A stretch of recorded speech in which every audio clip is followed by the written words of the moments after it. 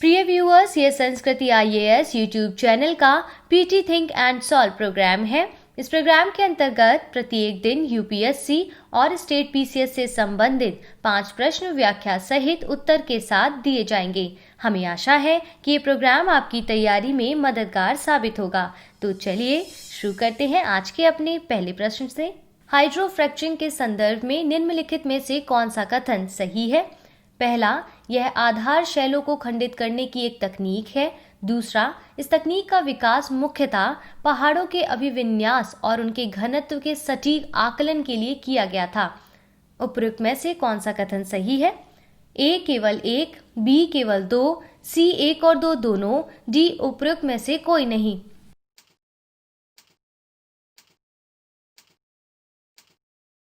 इसका सही उत्तर होगा ऑप्शन ए। हाइड्रोफ्रैक्चरिंग एक उद्दीपन तकनीक है। इस तकनीक में आधार शैलों को खंडित करने के लिए तरल पदार्थ द्वारा उच्च दबाव उत्पन्न किया जाता है। इसका विकास गैस और तेल का उत्पादन बढ़ाने के लिए किया गया था, लेकिन ड्रिलिंग या हाइड्रोफ्रैक्चरिंग से ग्रीन हाउस गैसों के उत्सर्जन में वृद्धि के कारण ग्लोबल वार्मिंग की घटना होती है। कथन 1 सही है जबकि कथन 2 गलत है, इसलिए इसका सही उत्तर होगा ऑप्शन ए। बढ़ते हैं अपने दूसरे प्रश्न की ओर। गैलीली सागर के संदर्भ में निम्नलिखित कथनों पर विचार कीजिए। पहला, यह झील दक्षिणी इजराइल में गोलन हाइट्स और गलील क्षेत्र के बीच स्थित है। दूसरा, यह जॉर्डन तथा लेबनान के साथ सीमा साझा करती है। तीसरा, इसका प्रमुख स्रोत जॉर्डन नदी है जो मृत सागर में जाकर मिलती है। उपरोक्त में से कौन सा कथन असत्य नहीं है? ए केवल 1 और 3, बी केवल 2, सी केवल 3, डी 1 और 2।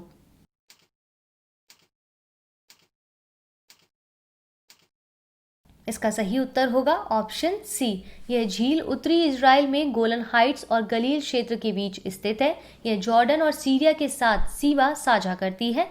इसका प्रमुख स्रोत जॉर्डन नदी है। हाल ही में आसपास के क्षेत्रों में भारी वर्षा के कारण यह झील समुद्र तल से 209.905 मीटर नीचे चली गई है। इसलिए कथन 1 और 2 दोनों असत्य हैं, जबकि कथन 3 सत्य है। इसलिए इसका सही उत्तर होगा ऑप्शन सी। बढ़ते हैं अपने अगले प्रश्न की ओर। आकाश मिसाइल के संदर्भ में निम्नलिखित कथनों पर विचार कीजिए। पहला, आकाश डीआरडीओ द्वारा स्वदेशी रूप से निर्मित और विकसित हवा से हवा में मार करने वाली मिसाइल है। दूसरा, इसकी मारक क्षमता 25 किलोमीटर है। तीसरा, यह लगभग 5 मैक की गति से 18 किलोमीटर की ऊंचाई तक उड़ान भरने में सक्षम है। उपरोक्त में से कौन सा कथन सही नहीं है? ए केवल 1 और 3, बी केवल 2 और 3, सी केवल 1, डी केवल 1 और 2।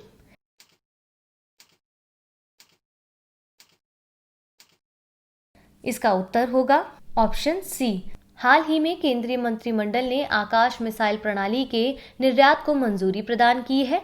आकाश डीआरडीओ द्वारा स्वदेशी रूप से निर्मित और विकसित सतह से हवा में मार करने वाली मिसाइल है।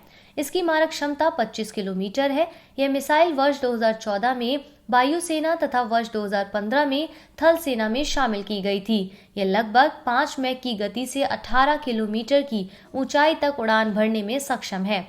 अतः कथन 1 गलत है, जबकि कथन 2 और 3 सही है। इसलिए इसका सही उत्तर होगा ऑप्शन सी। बढ़ते हैं अपने चौथे प्रश्न की ओर। डिजिटल भुगतान सूचकांक निम्नलिखित में से किन मानकों के आधार पर तैयार किया गया है? पहला, भुगतानकर्ता। दूसरा, भुगतान अवसंरचना मांग पक्ष कारक। तीसरा, भुगतान प्रदर्शन। चौथा, भुगतान अवसंरचना आपूर्ति पक्ष कारक। नीचे दिए गए कूट का प्रयोग कर सही उत्तर चुनिए। ए 1, 2 और 4, बी 2, 3 और 4, सी केवल 1 और 3, डी उपयुक्त सभी।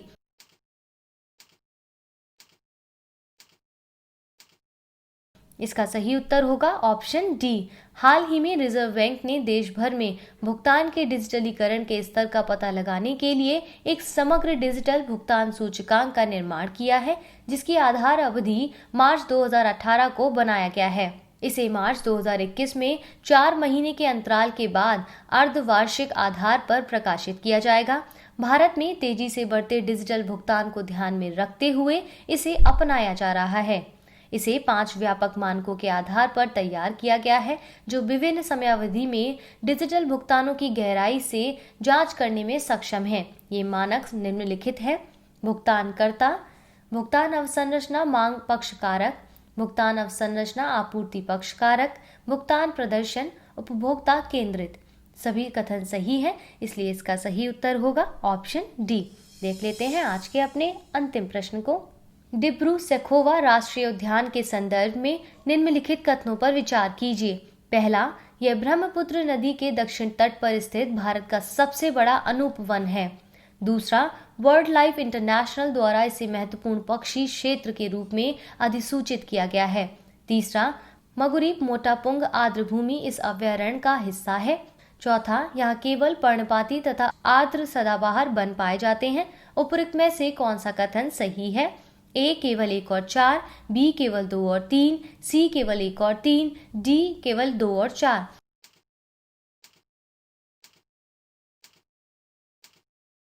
इसका सही उत्तर होगा ऑप्शन बी। हाल ही में असम के मुख्यमंत्री ने डिब्रू सैखोवा राष्ट्रीय उद्यान में रहने वाले लोगों के पुनर्वास के लिए 31 जनवरी की समय सीमा तय की है। विदित है कि यह मामला वर्ष 1999 में इसे राष्ट्रीय उद्यान का दर्जा दिए जाने के बाद से लंबित था। यह राष्ट्रीय उद्यान असम में ब्रह्मपुत्र नदी के दक्षिण तट पर स्थित उत्तर पूर्वी भारत का सबसे बड़ा अनूप वन है। यह उद्यान सफेद पंखों वाले दुर्लभ जंगली बत्तख तथा जंगली घोड़े के लिए जाना जाता है। वर्ल्ड लाइफ इंटरनेशनल द्वारा इसे महत्वपूर्ण वर्ल्ड एरिया के रूप में भी अधिसूचित किया गया है। यहाँ मुख्य रूप से अर्ध सदाबहार, पर्णपाती, दलदली और आर्द्र सदाबहार वन पाए जाते हैं। मगुरी मोटापुंग आर्द्रभूमि इस अभयारण्य का हिस्सा है। कथन 1 और 4 गलत हैं, जबकि कथन 2 और 3 सही हैं। इसलिए इसका सही उत्तर होगा ऑप्शन बी।